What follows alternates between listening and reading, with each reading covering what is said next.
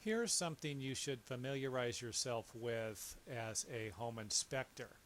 What you're looking at here is a base plate of mudsill or treated lumber. It's chemically treated where the regular construction standard materials aren't. So this would be the 2 by 4 wall studs. They probably aren't going to be treated, but the base plates should be.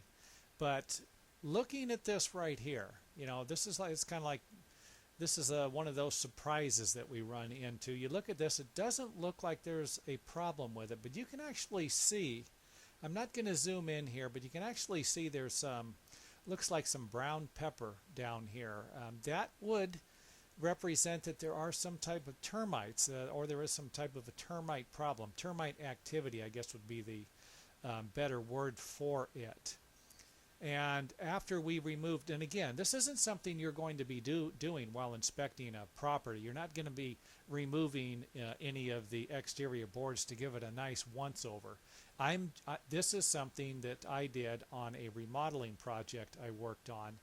And you can see here that even then, this kind of giving you the false illusion that there isn't a problem. I didn't even think there was a problem here at all, even looking at this part of it. And once I remove the studs, I can see a little more termite dust, but again, it's giving me, it's telling me that there's a problem in the wall studs. Think about it. This looks like, I can see the stuff here. This, we got some termite crap here, or waste, but the plate's still good. The framing plate's still good, but that's not the case. Here's what it looks like after I removed it, and you can see the termite damage here. And this is the whole reason why I'm making the video, to give you an idea that when you come across something like this, don't think that it won't look something like this. And you can always use it's an owl, A-W-L. It's a tool that looks like a screwdriver, but it's got a sharp point on it.